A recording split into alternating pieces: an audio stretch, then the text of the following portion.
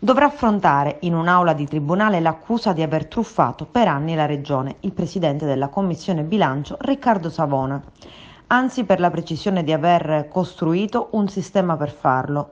Fra i capi di imputazione, di cui il deputato dovrà rispondere, oltre a varie ipotesi di truffa, c'è anche l'associazione a delinquere di cui sarebbe il capo promotore.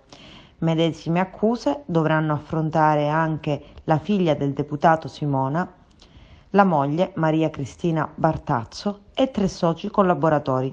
Michele Cimino, non l'Empedoclino, ma è un caso di omonimia, Nicola Grassia e Sergio Piscitello.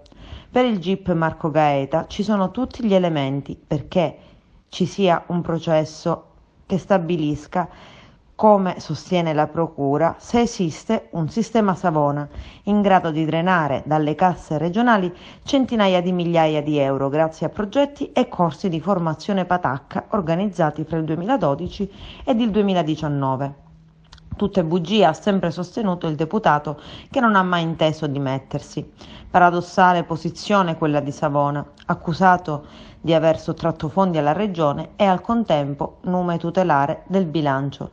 Ma solo il Movimento 5 Stelle ha esplicitamente invitato il deputato a lasciare la poltrona. Tutto si chiarirà in fretta, ha più volte assicurato lui, tramite i suoi legali, ed invece l'impianto accusatorio passa indenne lo scoglio del GIP.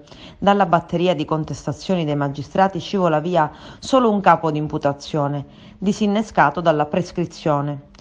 Risultato: passa a 500.000 circa il tesoretto che il presidente della Commissione Bilancio avrebbe sottratto all'ente di cui è espressione.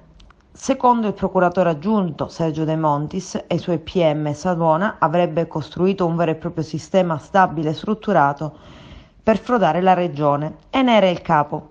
Il sistema era semplice: tramite enti di formazione e cooperative avrebbe ottenuto fondi e finanziamenti per una serie di corsi falsi, inesistenti o che mai hanno avuto luogo.